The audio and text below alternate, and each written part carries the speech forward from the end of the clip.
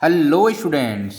तो हम डिस्कस कर रहे हैं द पी ब्लॉक का लेक्चर नंबर सेकेंड लेकर आया हूँ आज। लेक्चर नंबर फर्स्ट में आपको बता चुके हैं कि इसमें कौन कौन से एलिमेंट होते हैं और इन्हीं एलिमेंट्स को क्यों रखा जाता है पी ब्लॉक में। और हम लोगों ने देखा था कि इनका एटॉमिक नंबर क्या होते हैं और इनका इलेक्ट्रॉनिक कॉन्फ़िगरेशन कैसे निकालते हैं, क्या होते हैं। आज हम इसका लेक्चर नंबर सेकेंड में डिस्कस करने वाले हैं इनका फिजिकल प्रॉपर्टी, जिसमें दो प्रॉपर्टी आज डिस्कस हो पाएगा, atomic radius and second ionization energy. चलिए हम डिस्कस करते हैं एटॉमिक रेडियस। एटॉमिक रेडियस, तो एटॉमिक रेडियस हम देखते हैं फर्स्ट अलोंग द पीरियड।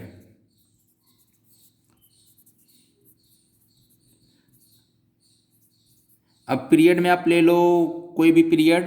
चलो फर्स्ट पीरियड लेते हैं अगर एग्जाम्पल में, boron, carbon, nitrogen, oxygen, fluorine and neon.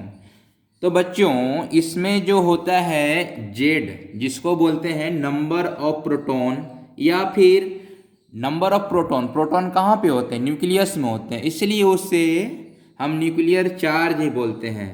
तो जेड यहाँ पे क्या होता है, बोरोन के लिए 5 होता, कार्बन के लिए 6 होता, nitrogen 7, oxygen 8, fluorine 9 and neon 10। Neon में 10 प्रोटॉन होते हैं, ठीक है। अब चूंकि ये नंबर ऑफ प्रोटॉन है, नंबर ऑफ प्रोटॉन, प्रोटॉन कहाँ पे होते हैं? न्यूक्लियस में होते हैं, इसीलिए इसे क्या बोला जाता है? Nuclear charge, nuclear charge. और इसमें आप देखो अगर ध्यान से, तो पीरियड नंबर सेकेंड में है ये सारे, boron, carbon, nitrogen, oxygen, fluorine, neon period number second में है। मतलब कि all have same shell number. ये जो है एलिमेंट यहाँ पे all have same shell number, ठीक है। सेल नंबर सेकेंड में है, पीरियड नंबर 2 में है, ठीक है। इसलिए अब यहाँ पे देखो, अगर बोरोन की बात करें हम, ठीक है, बोरोन में तुम्हारा 5 प्रोटॉन है। मतलब कि जो आउटर मोस्ट सेल में जो इलेक्ट्रॉन था बोरोन का, मान लो एटम ये है, यहाँ बीच में एटम है, यहाँ पे अगर बोरोन का निकालो तो होता है तो इलेक्ट्रॉनिक कॉन्फ़िगरेशन लास्ट में क्या होता, 2s2 2p1। तो यहाँ 1 इलेक्ट्रॉन जो है इसको खींचने के लिए, जो प्रोटॉन है यहाँ पे प्लस, इलेक्ट्रॉन यहाँ पे है निगेटिव चार्ज, यहाँ पे पॉजिटिव चार्ज, ये अट्रैक्ट करेगा अपनी ओर। तो यहाँ पे बोरोन के इलेक्ट्रॉन को खींचने के लिए 5 प्रोटॉन है। इसी जगह पे अगर कार्बन का बनाए हम, यहाँ पे 5 हैं, ठीक है। अगर कार्बन का बात यहाँ पे बनाए हम, तो यहाँ पे इलेक्ट्रॉन जो है इसको खींचने के लिए यहाँ पे मेरे को प्रोटॉन 6 प्रोटॉन होंगे। तो कौन ज़्यादा फोर्स से उसे पकड़े रखेगा, कौन जल्दी खींचेगा उसे? चूंकि यहाँ अट्रैक्शन फोर्स ज़्यादा हो जाएगा, इसलिए ये कम पकड़ा रखेगा, इसलिए नज़दीक पकड़ रखेगा। यानी कि बोरोन से कार्बन का साइज थोड़ा छोटा हो जाएगा। क्यों छोटा होगा? क्योंकि उसको पकड़ने के लिए यहाँ पे हमारा ज़्यादा प्रोटॉन है। ज़्यादा प्रोटॉन होने की वजह से इलेक्ट्रॉन को खींचेगा अपनी ओर ज़्यादा फोर्स से, तो उसका साइज छोटा हो जाएगा। तो तुम जैसे जैसे जैसे जैसे अगर तुम लेफ़्ट टू राइट बढ़ते हो अलोंग द पीरियड, तो साइज तुम्हें छोटा मिलता जाएगा। क्यों? क्योंकि यहाँ पे न्यूक्लियर चार्ज बढ़ रहा है। तो यहाँ पे अगर आप बात करो लेफ़्ट टू राइट जाने के लिए, तो क्या होता बच्चों, नंबर ऑफ प्रोटॉन क्या होते हैं, बढ़ता है। नंबर ऑफ प्रोटॉन बढ़ रहा है यानी कि उसका न्यूक्लियर चार्ज बढ़ रहा है, न्यूक्लियर चार्ज बढ़ रहा। अब न्यूक्लियर चार्ज बढ़ रहा है तो उसका एटॉमिक रेडियस घट जाएगा, एटॉमिक रेडियस कम हो जाएगा। तो यही था हमारा, अलोंग द पीरियड अगर जाएंगे तो साइज घटता है। जैसे अब बात किया जाए एग्जाम्पल का, तो ले लो आप फर्स्ट पीरियड ही जो लिया है यहाँ पे, सेकेंड पीरियड में boron, carbon, nitrogen, oxygen, fluorine, neon, तो इसका साइज कैसे हो जाएगा? बोरोन से छोटा होगा कार्बन, कार्बन से छोटा होगा नाइट्रोजन, नाइट्रोजन से छोटा होगा फॉस्फोरस, नाइट्रोजन से छोटा होगा ऑक्सीजन, ऑक्सीजन छोटा होगा फ्लोरीन, उससे छोटा होगा। बट नियोन देखो यहाँ पे, अब आगे डिस्कस करने वाले हैं इसका वंडरवाल फोर्स लगता है, जिसकी वजह से जो A18 ग्रुप के जो एलिमेंट हैं इनर्ट गैस, इनका साइज सबसे बड़ा हो जाता है। ये हम आगे एक्सेप्शन में अभी देखने वाले हैं। अभी आप देखो एलोंग द पीरियड में क्या होता कि जैसे जैसे आप लेफ्ट टू राइट बढ़ोगे तो उसका न्यूक्लियर चार्ज बढ़ने की वजह से उसका एटॉमिक रेडियस छोटा हो जाता है। अब हम लोग डिस्कस करने वाले हैं डाउन द ग्रुप, ठीक है। हम इसे इरेज करने वाले हैं, आप इसे लिख लो या स्क्रीनशॉट ले लो, ओके।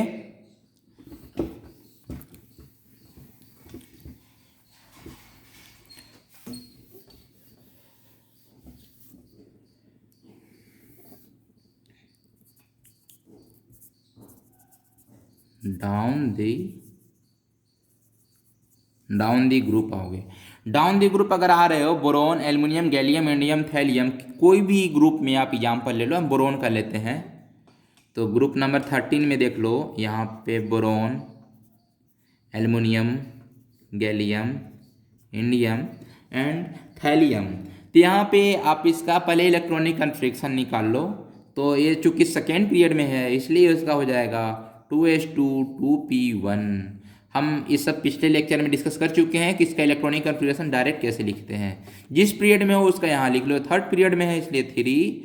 इसका इलेक्ट्रॉनिक कन्फिग्रेशन बताए थे नॉर्मल NH2NP1 से लेकर 6 तक। अगर 13 के बात किया जाए तो NH2NP1, 14 के बात किया जाए तो NH2NP2, 15 बात किया जाए तो NH2NP3। वैसे ही हम आगे निकालते हैं। क्योंकि हम 13 की बात करें तो NP1 हो जाएगा, N की जगह पे वहाँ पे पीरियड नंबर लिखाता है। क्योंकि ये सेकेंड पीरियड में है इसलिए 2 लिखा गया।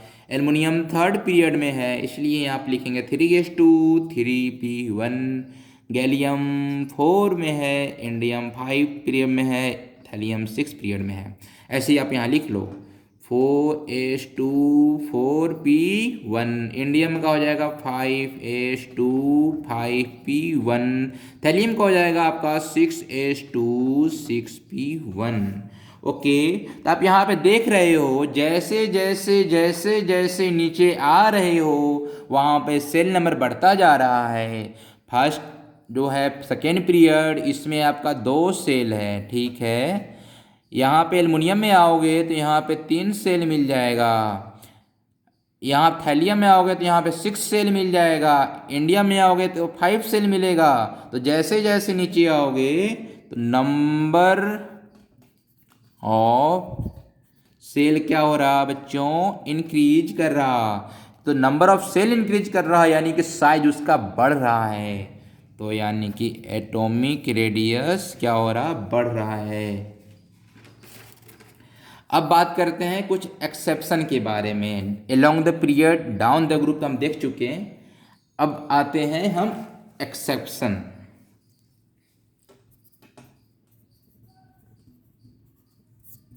एक्सेप्शन कहाँ पे है? बट जो इनर्ट गैस है ना, यही आपका एक्सेप्शन पैदा करता है इसमें। जैसे अगर पीरियड 2 के में आ जाओ, पीरियड 2 में देखो तो boron, carbon, nitrogen, oxygen, fluorine, neon, ठीक है। तो आपको जैसा कि अभी तक पता है आप ऐसे बनाते हो कि बोरोन से छोटा हुआ carbon, nitrogen, oxygen, fluorine, neon.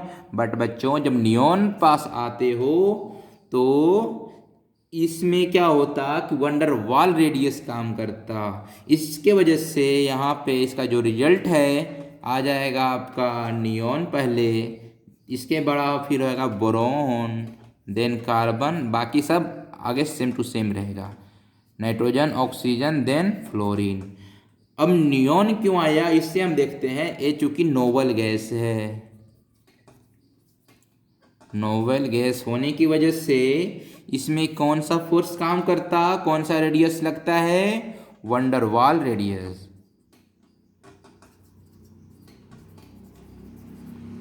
Wonder वाल रेडियस आप क्या समझते हो? यानी कि वंडर वाल विदाउट एनी बॉन्ड, इसमें जब कोई बॉन्ड नहीं होता है तब ये मतलब रेडियस काम करता है, तो इसलिए वंडरवाल रेडियस बड़ा होता है और इसका साइज बड़ा होता है। बाकी एटम क्या पूरे इस पीरियड में लेकर इनर्ट गैस का जो है वो बड़ा ही साइज होता है। ठीक है, तो हमारा ऐसी पीरियड नंबर सेकेंड में, थर्ड में, फोर्थ में, फिफ्थ में, सिक्स्थ में ऐसे ही चलेगा। आपका जो इनर्ट गैस है वो उठ कर आ जाएगा पहले, उसके बाद देन एटिज रहेगा सेम टू सेम। तो हमारा एटॉमिक रेडियस टॉपिक हुआ कंप्लीट बच्चों। जो भी क्वेश्चन आता आप इससे बना सकते हो। अब हम आते हैं most important topic ionisation energy, जिससे क्वेश्चन तो आता ही आता है। ये हम डिस्कस कर चुके हैं हम आपका पीरियोडिक टेबल में, जब पीरियोडिक टेबल पढ़ा रहे थे उसमें हम आपको आयोनाइजेशन एनर्जी बता चुके हैं। बट यहाँ पे स्पेशली हम पी ब्लॉक के लिए आयोनाइजेशन एनर्जी फिर से डिस्कस करने वाले हैं। चलिए हम लोग लेट ना करते हुए डिस्कस करते हैं आयोनाइजेशन एनर्जी।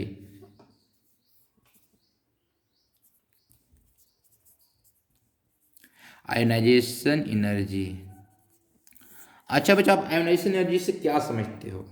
देखो, कोई एटम है यहाँ पे आपका, यहाँ पे उसका न्यूक्लियस है और यहाँ पे कोई इलेक्ट्रॉन अगर मूव कर रहा है, क्योंकि ये इलेक्ट्रॉन निगेटिव चार्ज है, यहाँ प्रोटॉन पॉजिटिव चार्ज है, दोनों के बीच कुछ ना कुछ तो दाल में काला लगेगा ना, ये अपनी ओर खींचेगा ही इसे। तो यहाँ पे जो फोर्स काम करता है उसे कहते हैं इलेक्ट्रोस्टैटिक फोर्स ऑफ अट्रैक्शन, जो कि फोर्स होता है किसके इक्वल टू के Q1 Q2 upon are square. ठीक है, यहाँ पे Q1 Q2 क्या है, इस दोनों का चार्ज है। Q1 इसको लो तो Q2 इसको लोगे, Q1 इसको लोगे तो Q2 इसको लोगे, दोनों के चार्ज अपॉन आर स्क्वायर। ये होता है दोनों का force, electrostatic force of attraction. ठीक है, अब क्या है कि आयोनाइजेशन एनर्जी में कि इस इलेक्ट्रॉन को इन्फिनाइट डिस्टेंस तक भेजने में जो आपको इसको हीट एनर्जी दोगे, जो भी एनर्जी दोगे उसी एनर्जी को बोलते हैं हम आयोनाइजेशन एनर्जी। तो जितना दूर होगा अगर ये, उतना आसानी से इलेक्ट्रॉन बाहर चले जाएगा, यानी कि जितना फोर्स कम पकड़ेगा, फोर्स जितना कम होगा उतना ही आसानी से आप इलेक्ट्रॉन को बाहर निकाल पाओगे।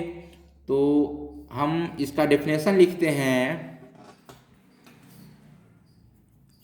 Amount of energy required to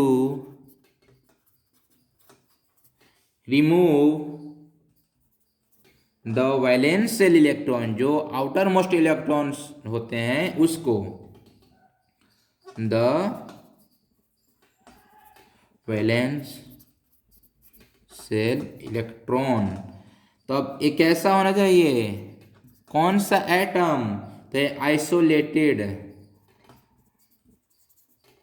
and neutral and gaseous atom. यहाँ देखो बच्चों, हम तीन इंपॉर्टेंट पॉइंट को लिखे, आइसोलेटेड, न्यूट्रल एंड गैसियस।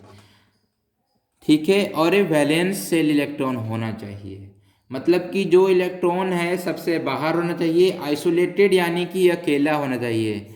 आप सोचो किसी के बारे में आप उसे अध्ययन कर रहे हो, उसको वो देखना है, उससे आप अलग करके देखोगे ना। वो जब फ्रेंड्स के साथ होंगे तो वहाँ पे उसका एटीट्यूड, उसका लक्षण, उसके बात करने का तरीका सब चीज़ अलग होता है। बट उसके बारे में आपको स्पेशली जानना हो तो उससे आप अलग कर लो, तो इसीलिए आइसोलेटेड लिखा गया है। और न्यूट्रल होना चाहिए, वो चीज़ पे कोई चार्ज नहीं होना चाहिए। और आइसोलेटेड कब रहता है, जब वो गैसियस स्टेट में रहता है, इसलिए गैसियस लिखा गया है। तो एटम होना चाहिए आपका आइसोलेटेड, न्यूट्रल एंड गैसियस। तो इसमें से आप उसको इलेक्ट्रॉन को निकालने के लिए जो भी अमाउंट ऑफ एनर्जी देना पड़ता है उसी को बोलते हैं हम क्या, आयोनाइजेशन एनर्जी। तब बात करते हैं हम फैक्टर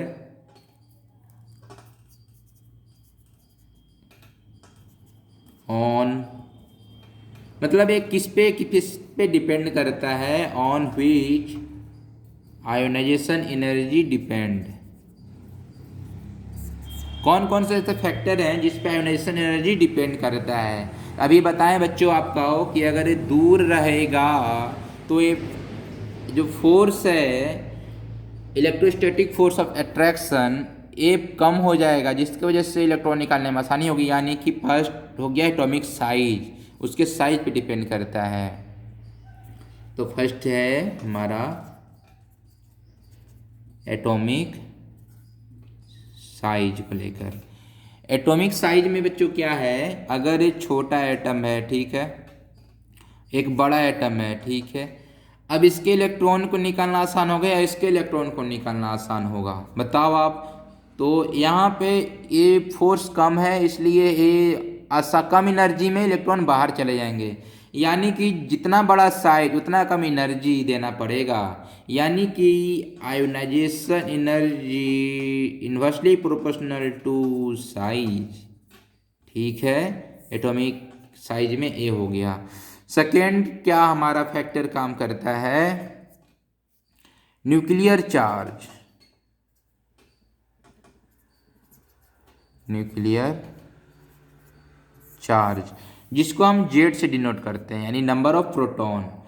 तो वो किच्चो क्या होता है, जैसे कोई एटम है यहाँ पे, उसमें अगर 3 प्रोटॉन है, ठीक है, यहीं बगल में कोई एटम है जिसमें प्रोटॉन नंबर ज़्यादा है, ठीक है, तो ए अगर इलेक्ट्रॉन है, यहाँ पे इलेक्ट्रॉन है, इसको खींचने के लिए 3 मेरे पास प्रोटॉन है, ठीक है, बट यहाँ खींचने के लिए 6 प्रोटॉन है। तो फोर्सफुली कौन पकड़े रखेगा इस इलेक्ट्रॉन को, ये ना, जिसमें ज़्यादा प्रोटॉन होंगे।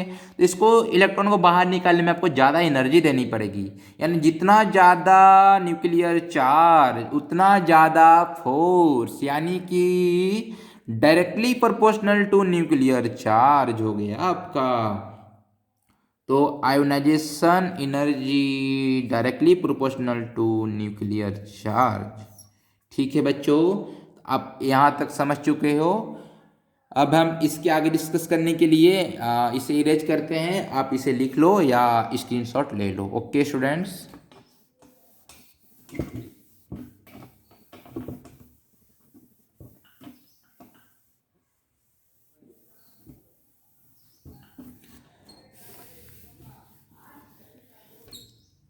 हम अब थर्ड फैक्टर बात करते हैं जो होता है इलेक्ट्रॉनिक कॉन्फ़िगरेशन। वो भी डिपेंड करता है, वो बहुत अच्छा रोल निभाता है आयोनाइजेशन एनर्जी में। थर्ड क्या है हमारा, इलेक्ट्रॉनिक कॉन्फ़िगरेशन, ठीक है।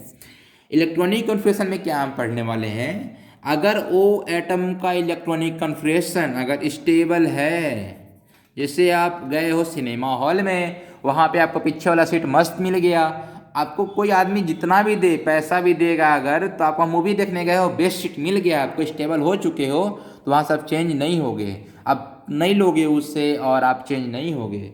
सेम उसी तरह अगर किसी एटम, अगर कोई एटम स्टेबल है, उस आप एनर्जी दोगे तो वो आपको, मतलब ज़्यादा एनर्जी दोगे तो ऑब्वियसली है कि इलेक्ट्रॉन निकलेगा ही निकलेगा, बट वो निकलना नहीं चाहता, निकलना बहुत मुश्किल होता है अगर स्टेबल है तो।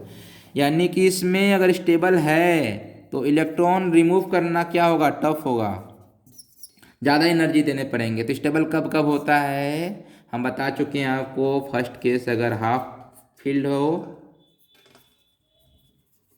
और सेकेंड केस क्या है, अगर वो फुल फील्ड हो। हाफ फील्ड में क्या क्या होता है बच्चों, पी में 3 इलेक्ट्रॉन, डी ऑर्बिटल में 5 इलेक्ट्रॉन, एफ में 7 इलेक्ट्रॉन। फुल फील्ड में हो जाएगा पी में 6, डी में 10 हो जाएगा, और एफ में 14 इलेक्ट्रॉन हो जाएगा। तो अगर एक केस, अगर उसका एटम का इलेक्ट्रॉनिक रूप से निकालोगे, अगर ए मिल गया आपको, तो वहाँ पे आयोनाइजेशन एनर्जी आपको जो है बहुत ज़्यादा देनी पड़ेगी, तब वो आपको इलेक्ट्रॉन को आप बाहर निकाल पाओगे। तो हमारा बच्चों यही था। अब हम बात करते हैं, इसका यूज करते हैं, वेरिएशन ऑफ आयोनाइजेशन एनर्जी।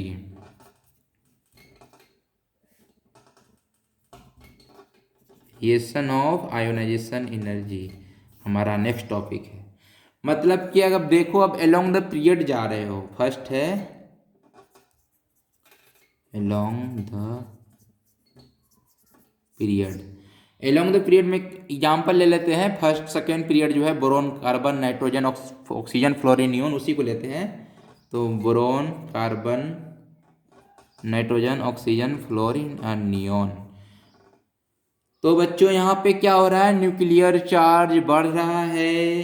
तो न्यूक्लियर चार्ज बढ़ता है तो आयोनाइजेशन एनर्जी क्या होता है, वो भी बढ़ता है। अभी हम लोग देखे थे फैक्टर नंबर सेकेंड में, न्यूक्लियर चार्ज बढ़ेगा तो आयोनाइजेशन एनर्जी भी बढ़ेगा।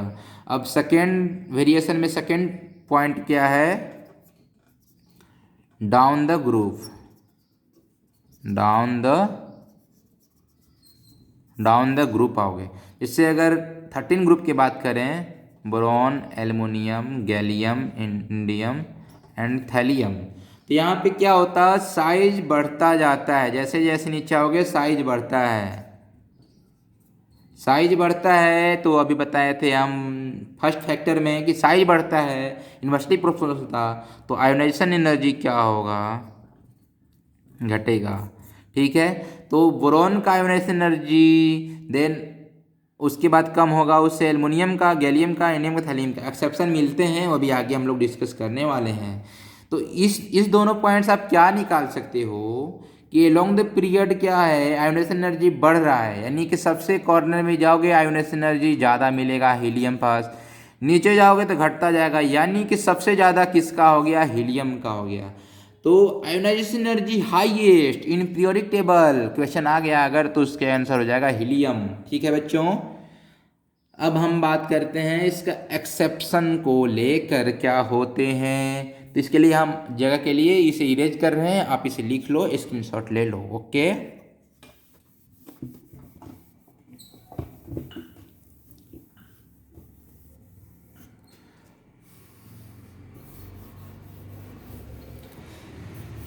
ओके फ्रेंड्स, तो हम लोग एक्सेप्शन देख रहे हैं पीरियड नंबर सेकेंड में। पीरियड नंबर 2 में क्या है, यहाँ पे boron, carbon, nitrogen, oxygen, fluorine and neon. अब इसका इलेक्ट्रॉनिक कन्फिग्रेशन निकालो अगर, इसका होता 2s2 2p1, इसका होता 2s2 2p2, इसका होता 2p3, इसका 2p4 2p5, नियोन का हो जाएगा 2p6। आप यहाँ अगर ध्यान से देखो तो यहाँ पे आपको मिल गया फुल फील्ड 2p6 और यहाँ पे आपको मिल गया हाफ फील्ड 2p3। अभी आपको बताए थे हम, अगर स्टेबल मिल गया तो उसका आयोनाइजेशन एनर्जी बहुत ज़्यादा हो जाता है। तो यहाँ पे नियोन फुलफिल्ड है, इसलिए नियोन में सबसे ज़्यादा आयोनाइजेशन एनर्जी। देन उसके बाद नाइट्रोजन क्या है, हाफ फील्ड है, इसलिए ज़्यादा नहीं, यहाँ पे ऑक्सीजन के बाद आ जाता है। तो नियोन का सबसे ज़्यादा, देन फ्लोरीन का, देन आ जाएगा पर नाइट्रोजन का, यही एक्सेप्शन हुआ, नाइट्रोजन आ जाता है जंपिंग करके ऑक्सीजन के बाद। Nitrogen then oxygen then carbon then आपका बोरॉन। तो ये हो गया आपको आयोनाइजेशन एनर्जी का सीक्वेंस। ऐसे ही आप ऑल पीरियड में आओगे, सब पीरियड में ऐसे ही होगा आपका कि जो हाफ फील्ड बन रहा है नाइट्रोजन वाले, nitrogen, phosphorus, arsenic, antimony, bismuth, ये आपको क्या होते हैं कि 16 ग्रुप से आगे चले जाते हैं। ओके, अब हम बात कर रहे हैं ग्रुप वाइज देखेंगे। अगर ग्रुप नंबर 13 में देखो, आ जाओ, सेकेंड एक्सेप्शन क्या है, ग्रुप नंबर 13 में देखो तो यहाँ पे है बोरॉन, एल्युमिनियम, गैलियम, इंडियम और थैलियम। ठीक है दोस्तों, तो यहाँ पे क्या है कि साइज बढ़ रहा है। अभी बताए थे साइज बढ़ेगा तो आयोनाइजेशन एनर्जी कम होगा, बट यहाँ पे देखो कि थैलियम जो है ना, क्या होता है इसके पीरियड में, यहाँ पे डी ब्लॉक में एफ ब्लॉक आ जाते हैं, जिसकी वजह से लेंथेनॉइड कॉन्ट्रैक्शन होता है। लेंथेनॉइड कॉन्ट्रैक्शन होने की वजह से इसका साइज वेरी स्मॉल होता है, बाकी का अपेक्षा में इसका साइज वेरी स्मॉल होता है। तो थैलियम क्या है, due to lanthanoid contraction, lanthanoid contraction होने की वजह से इसका साइज क्या है, very small. Size very small होने की वजह से इसमें जो क्या है आयोनाइजेशन एनर्जी ज़्यादा हो जाएगी, इसी तरह बात करें अगर हम यहाँ पे गैलियम की बात करें तो यहाँ पे क्या होता, डी ब्लॉक की वजह से ट्रांजिशन कॉन्ट्रैक्शन यहाँ पे होता। ट्रांजिशन कॉन्ट्रैक्शन की वजह से क्या होता, इसका भी साइज स्मॉल हो जाता, स्मॉल साइज। इसलिए इसका हम अगर देखिए आयोनाइजेशन एनर्जी तो क्या होता कि boron, then thallium, then gallium, उसके बाद फिर आएगा एल्युमिनियम, उसके बाद फिर आएगा इंडियम। ये आपका होता है आयोनाइजेशन एनर्जी। इसको याद करने के लिए हम एक ट्रिक बता देते हैं आपको, ठीक है। जैसे कि आप यहाँ पे देख लो एक ग्राफ वाइज, ठीक है, ऐसे ग्राफ है, अगर आप यहाँ पे नॉर्मल ऐसे डब्लू बना लो, ऐसे करो, ऐसे करो, ऐसे ये पोर्शन इससे नीचे जाएगा और ये जाएगा तो उससे से नीचे रहेगा और इससे ऊपर रहेगा, ये आपको ध्यान रखना है डब्लू बनाते वक्त, ठीक है। बन गया डब्लू। अब यहाँ पे नॉर्मल लिख दो ये पांचों एलिमेंट का नाम, boron, aluminium, gallium, indium and thallium. अब जैसे जैसे जो मिलेगा वो आयोनाइजेशन एनर्जी होगा, ये आयोनाइजेशन एनर्जी है बच्चों। जैसे जैसे मिलेगा, जैसे बोरॉन का आयोनाइजेशन एनर्जी ज़्यादा, बोरॉन के बाद फिर कौन सा आया, थैलियम आया, देखो यहाँ पे बोरॉन थैलियम, तो बोरॉन के बाद आया आपका थैलियम, देन उसके बाद आएगा आपका गैलियम, देन आएगा आपका एल्युमिनियम, देन आएगा आपका इंडियम। तो ये आपको याद रखने के लिए एक ट्रिक हो गया आयोनाइजेशन एनर्जी ग्रुप वाइज, ठीक है। ग्रुप नंबर 14 में बात करें, ग्रुप नंबर 14 में क्या होता कि प्लम्बम जो है ये उठकर आ जाएगा आपका यहाँ पे, ठीक है, टीन के ऊपर चला जाएगा ड्यू टू लेंथेनॉइड कॉन्ट्रैक्शन। तो यहाँ पे अगर ग्रुप नंबर 14 की बात करें तो यहाँ पे होता आपका कार्बन, सिलिकॉन, जर्मेनियम, फिर प्लम्बम, देन लीड, ठीक है। ऐसे ही हम मतलब कि देखें एक्सेप्शन कहाँ कहाँ पे है, ग्रुप नंबर 13 में ड्यू टू ट्रांजिशन कॉन्ट्रैक्शन और लेंथेनॉइड कॉन्ट्रैक्शन, और ग्रुप नंबर 14 में केवल आपका काम करेगा लेंथेनॉइड कॉन्ट्रैक्शन की वजह से प्लम्बम जो है टीन के ऊपर चला जाता है। ओके, तो हम लोग आज डिस्कस किए हैं बच्चों कि इसका एटॉमिक रेडियस और इसका आयोनाइजेशन एनर्जी। अगर आपको कोई भी टॉपिक समझ में नहीं आया हो तो आप कमेंट बॉक्स में कमेंट करके हमें बताएं। Okay friends, thank you.